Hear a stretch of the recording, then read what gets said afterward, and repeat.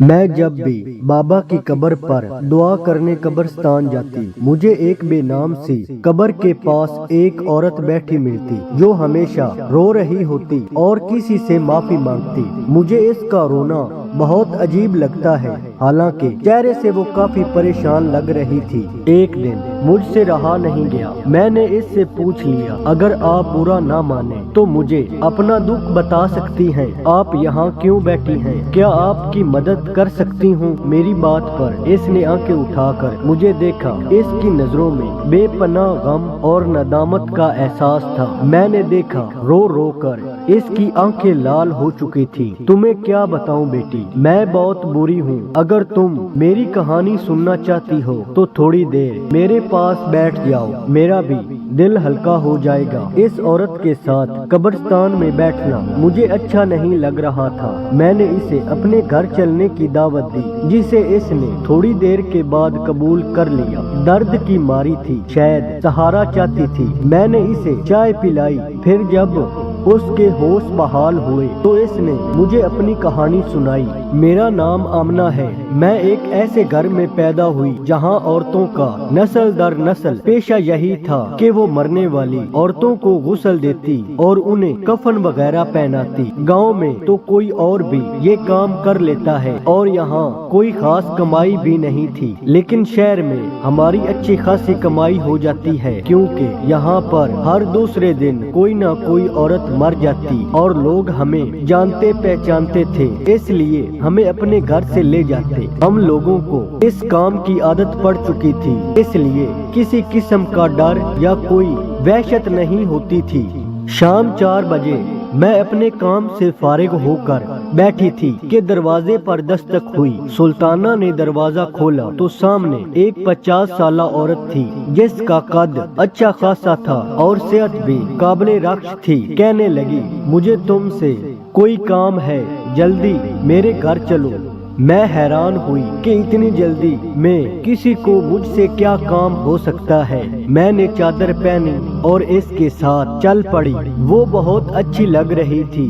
ایک بڑے سے بنگلے کے سامنے جا کر رکی۔ ابھی وہ پیدل ہی آئی تھی اس کے گھر کے باہر، جبکہ 2 گاڑیاں کھڑی تھی۔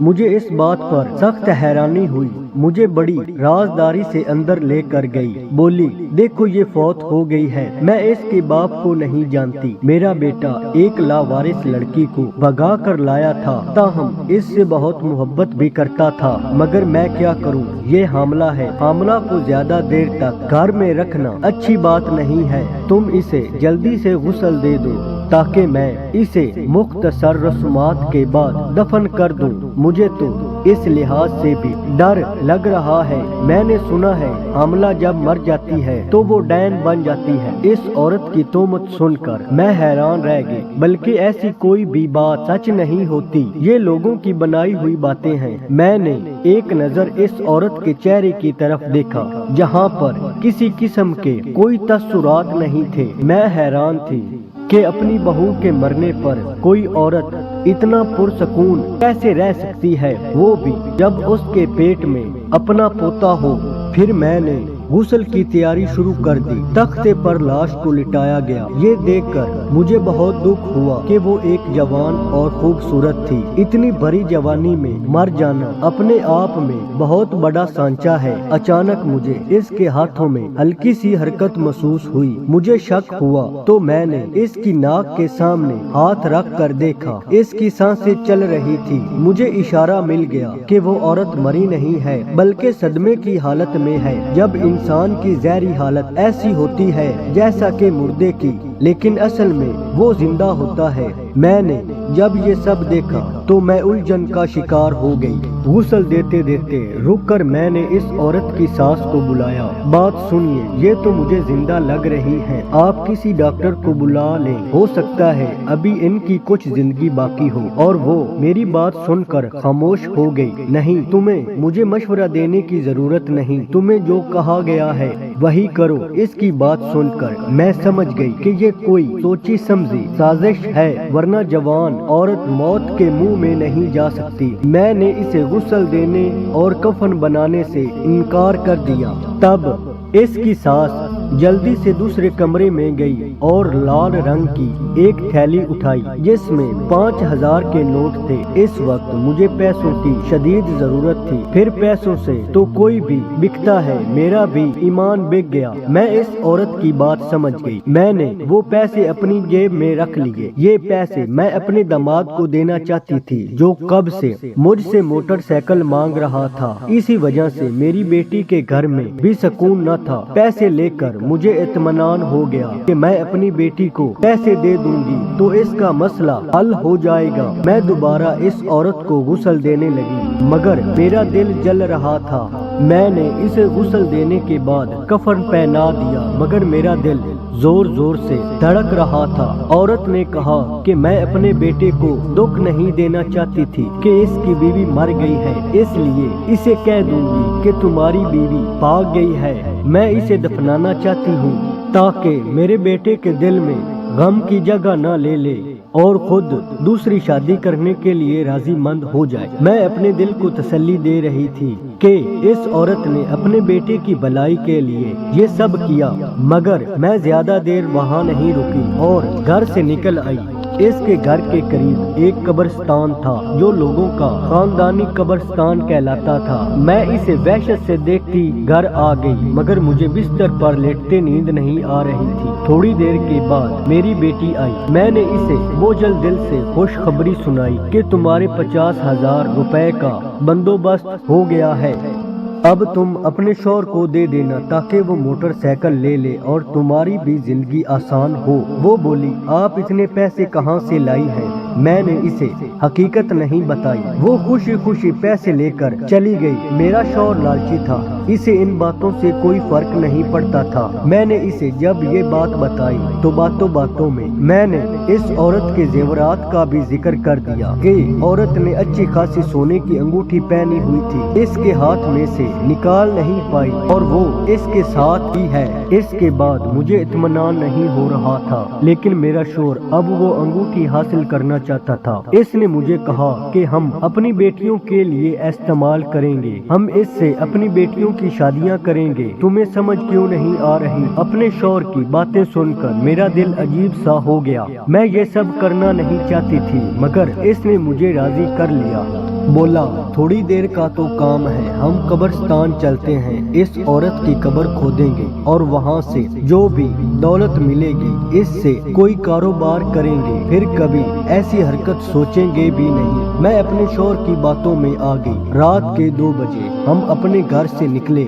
हमारे पास किसी किस्म का कोई आला औजार न था। अब हमें ये पता करना था कि ताज़ा कब्र कौन सी है। हम लोग जब कब्रिस्तान पहुँचे तो खुदा की करनी गोरगन इस वक्त जाग रहा था। हमने इसे सारी हकीकत से आगाह नहीं किया। हमने इससे आज दफन होने वाली औरत का पूछा तो इसने हमें निशानदेही कर दी। वैसे भी वो कुछ खास ईमानदार नहीं लग रहा था, अजीब सी नौसत थी। मैं तो यही समझा कि इसने हमसे कोई हिस्सा वगैरह नहीं मांगा, ना ही कोई दूसरी बात पूछी। मुझे तो वो नींद में लग रहा था। चांद की रोशनी में जब हम लोग इस कब्र तक पहुँचे तो वो बिल्कुल ताज़ा थी। हमने मिट्टी को हटाना शुरू किया तो वो आसानी से हटी, लेकिन जब हम कब्रिस्तान से ईंटें हटाने लगे तो हमें कब्र से हल्की हल्की आवाज सुनाई देने लगी। मैंने अपने शौहर को मना भी किया कि हमें यहीं रुक जाना चाहिए मगर वो नहीं माना। मगर जब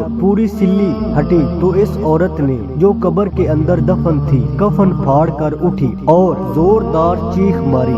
ये देखकर हम घबरा गए। मैंने जल्दी से आगे बढ़कर देखा, वो औरत अभी जिंदा थी, तकलीफ से 2-4 हो रही थी। इस औरत को देखकर हम दोनों की आंखें फटी की फटी रह गई। मैंने अपने शौहर को पीछे हटने का कहा और इसे सारी हकीकत से आगाह किया। अगर जहर है इस औरत को यही बताना कि इसकी सास ने इसे जिंदा मार दिया था। वो लड़की ज़ारों कतार रोने लगी, बोली, खुदा के लिए मुझे घर ले चलो, मेरी सास ने तुमसे झूठ बोला है, मैं मरी नहीं थी। इसने तो मुझे एक दवाई दी थी, कहा था कि इससे तुम्हें आराम आ जाएगा। मैं नहीं जानती थी कि वो क्या सोच रही है। इसकी हालत देखकर मेरे अंदर सोई हुई इंसानियत जाग गई। मैं और मेरा शौहर इसे घर ले आए। अगरचा मेरा दिल तो اس کی طرف سے صاف تھا، مگر میرا شوہر نے اس کے دوسرے کمرے میں جاتے ہی مجھے اکیلے بلا کر کہا، یہ تو سارا کھیل الٹا ہو گیا ہے، ہم اس عورت سے فائدہ اٹھانے گئے تھے مگر یہ تو ہمارے ہی گلے پڑ گئی ہے۔ ہاں تو کیا ہوا، ہمیں بھی تو تھوڑی انسانیت دکھانی چاہیے۔ اس نے اپنے شوہر سے کہا، اس عورت کی دیکھ بھال کروں گی، میں جانتی ہوں انسانیت کیا چیز ہوتی ہے۔ میری بات پر غصہ ہو کر میرا شوہر گھر سے چلا گیا۔ میں اس لڑکی کے پاس گئی، اسے کھانا وغیرہ دیا اور اس سے ساری بات پوچھی کہ ایسا کیا ہوا کہ اس کی ساس نے اس کو دھوکہ دے کر قبر میں دفنانے کی اتنی جلدی کی۔ تو اس نے مجھے بتایا کہ وہ ایک امیر گھر کی بہو ہے، اس کے ماں باپ بچپن میں فوت ہو گئے تھے، اپنے چاچا کے پاس رہتی تھی۔ اس کی ساس جس کا نام شکیلہ تھا، اس نے اپنے بیٹے کے لیے میرا رشتہ مانگا۔ شکیلہ کے بیٹے کو میں بہت پسند آئی تھی۔ شکیلہ نے گھر شادی کے پہلے دن سے ہی واضح کر دیا کہ وہ صرف اور صرف بیٹا پیدا کروانا چاہتی ہے، اسے پوتا چاہیے اور اسے اپنی بہو سے کچھ نہیں چاہیے۔ مگر یہ بات ماریا کی سمجھ میں نہ آئی کہ وہ بیٹا پیدا کرنے پر قادر نہیں تھی، اس لیے جب پہلی بیٹی پیدا ہوئی تو اس نے برسوں بعد جب امیر سے ہوئی تو اس نے پہلے دن سے ہی کہنا شروع کر دیا۔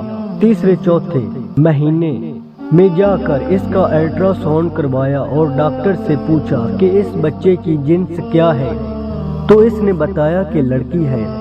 تو اس نے طرح طرح کے بہانے بنا کر اپنی بہو کا بچہ ضائع کروانے کی بھرپور کوشش کی، مگر ایسا نہیں ہو سکا۔ اور پھر اس نے اپنی آخری بار اس طرح چلی کہ اپنی بہو کو نیند کی گولیاں اتنی مقدار میں دے دی تھی کہ وہ کبھی نہ لوٹ، ورنہ وہ واقعی ہی سچ میں مر جاتی۔ اس کا مطلب تو یہی تھا کہ اس نے بہو سے جان چھڑوانے کی کوشش کی ہے۔ اس کا بیٹا اس سے بے انتہا پیار کرتا تھا، طلاق دینا یا چھوڑنے کا سوال ہی پیدا نہیں ہوتا تھا۔ یہی دیکھ کر شکیلہ بیگم کے من میں یہ سازش سوجی اور اس نے بہو کے ساتھ اتنا بڑا جرم کیا۔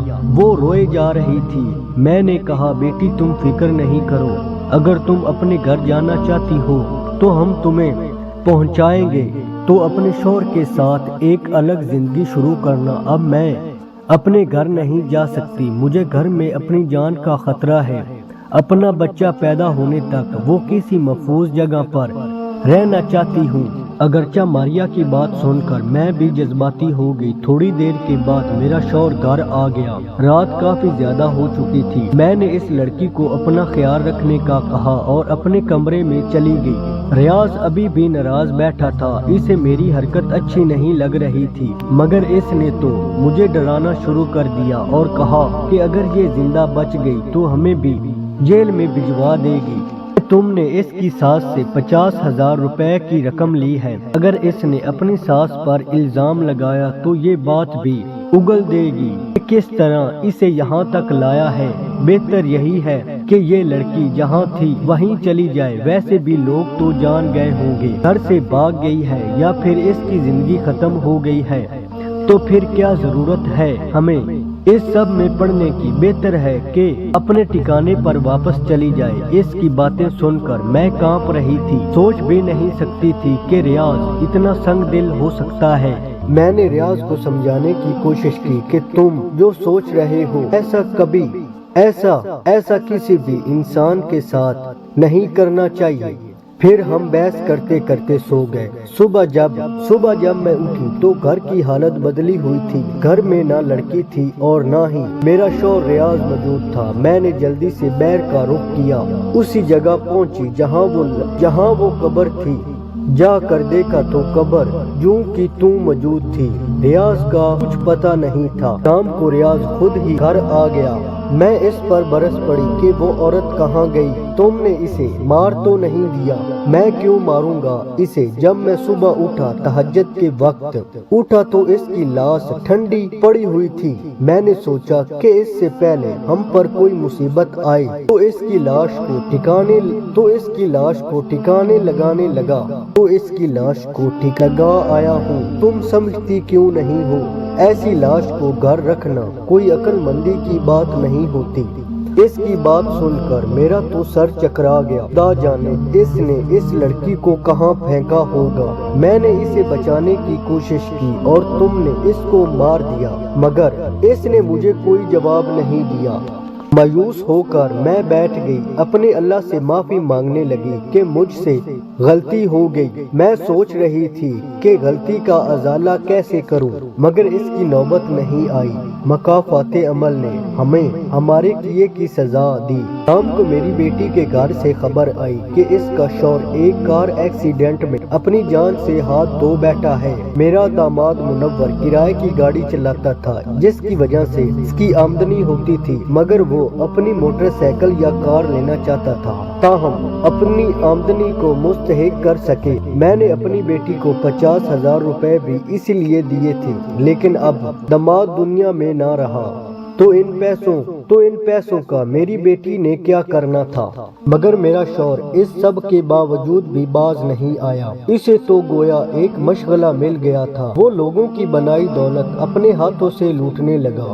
اسی وجہ سے میں نے اپنے شوہر کو چھوڑ دیا۔ اب اللہ کی راہ میں دن رات عبادت کرتی ہوں، اس سے معافی مانگتی ہوں کہ وہ میرے اس گناہ کو بخش دے، مگر ورنہ میں جانتی ہوں قیامت کا عذاب بڑا سخت ہے۔ میں نے کہیں عورتوں کو غسل دیا ہے، کہیں عورتوں کا کفن تیار کیا ہے۔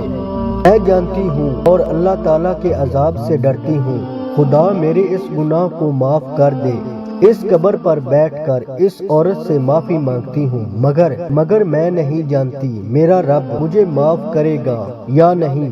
اتنا کہہ کر وہ عورت خاموش ہو گئی تھی۔ میں جانتی تھی کہ اس کا یہ ضمیر کا بوجھ کبھی ہلکا نہیں ہوگا، کیونکہ جو گناہ اس نے کیا تھا قابل معافی نہیں تھا۔ میں نے اسے اس کی تسلی دی اور دل کے اطمینان کے لیے کچھ وظائف بتائے، نماز کی پابندی کرنے کا کہا اور پھر اسے اپنے گھر سے رخصت کر دیا۔ اس کے جانے کے بعد میں کافی دیر تک اس عورت کے بارے میں سوچتی رہی۔